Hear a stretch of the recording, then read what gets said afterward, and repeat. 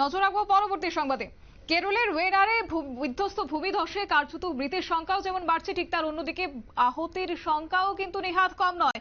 তারই মধ্যে এবার যে সব থেকে বড় খবর যে রাহুল এবং প্রিয়াঙ্কা সেখানে যাচ্ছেন এবং রেনকোট পরে দেখা গেছে আজ ওয়েনারের চূড়ামালা গ্রামে রাহুল এবং প্রিয়াঙ্কাকে। ক্ষতিগ্রস্তদের সঙ্গে কথা বলতে তারা ছুটে গেছেন সেখানে। এখনো পর্যন্ত যদি মৃতের সংখ্যা বলি তাহলে প্রায় 276। বিস্তারিত জানবো, আমাদের সাথে রয়েছে এক্সিকিউটিভ এডিটর নীল বণিক। নীল, ইতিমধ্যেই রেনকোট পরে দেখা গেছে রাহুল এবং প্রিয়াঙ্কাকে চূড়ামালা গ্রামে তাদের ক্ষতিগ্রস্ত যারা রয়েছেন তাদের সঙ্গে কথা বলতে ছুটে গেছেন। আরো কি আপডেট রয়েছে? দেখো, ইতিমধ্যেই তোমার হচ্ছে রাহুল গান্ধী এবং প্রিয়াঙ্কা গান্ধী সবাই ওয়েনাডে গেছে। ওয়েনাডে গিয়ে তারা বিভিন্ন এলাকায় পরিদর্শন করেছেন, ক্ষতিগ্রস্ত এলাকাগুলি তারা পরিদর্শন করেছেন। ক্ষতিগ্রস্ত এলাকাকে পরিদর্শন করে তারা যাতে ত্রাণ এবং সাহায্য পায় সেই চেষ্টাই করা হবে বলে জানিয়েছেন। একেবারে তো সেক্ষেত্রে এখনো পর্যন্ত যেমনটা আমরা খবর পাচ্ছি 276 মৃতের সংখ্যা পেরিয়েছে, সেই জায়গায় আহতদের সংখ্যা কি এখনো পর্যন্ত কোনো কিছু পাওয়া গেছে বা কেউ কোনো আটকে রয়েছেন কিনা সেই খবর কি এখনো উঠে আসছে? দেখো, আহতদের সংখ্যা অনেক বেড়েছেন। আহতদের সংখ্যা প্রচুর বাড়বে। তাদের হাসপাতালে নিয়ে যাওয়া হয়েছে। হাসপাতালে গিয়ে তাদের চিকিৎসা করানোর জন্য কেরল সরকারকে অনুরোধ করেছেন রাহুল গান্ধী।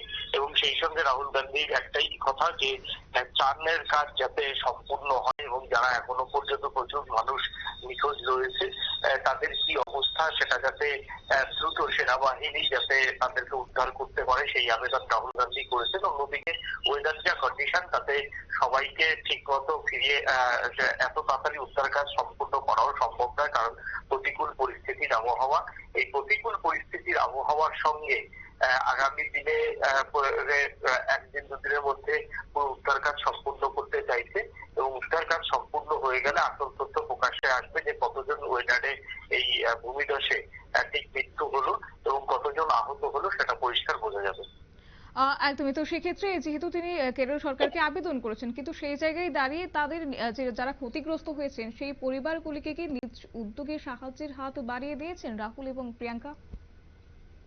রাহুল প্রিয়াঙ্কা গান্ধী দুজনেই বলেছেন তাদের পক্ষে যতটা সম্ভব করবে এবং কেন্দ্রীয় সরকারের কাছে এবং রাজ্য সরকারের কাছে আবেদন জানানো হয়েছে। কংগ্রেস কর্মীদের এগিয়ে আসার আহ্বান জানানো হয়েছে যাতে হাসপাতালে রক্ত, ওষুধ এবং যারা সব হারানো মানুষগুলো তারা যাতে দুবেলা দুমুঠো খেতে পায়, তাদের যাতে কোনো রকম কোনো অসুবিধা না হয় তার জন্য কংগ্রেস কর্মীদের তিনি পাশে থাকার আবেদন করেছেন। একেবারে নীল, ধন্যবাদ তোমাকে।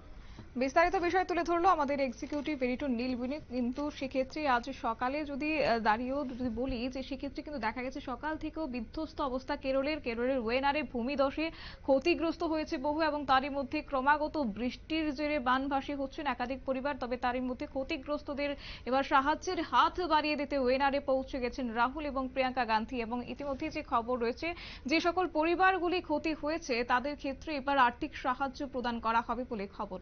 নিয়ে নিচ্ছে ছোট্ট একটি বিজ্ঞাপন বিরতির সঙ্গে থাকুন।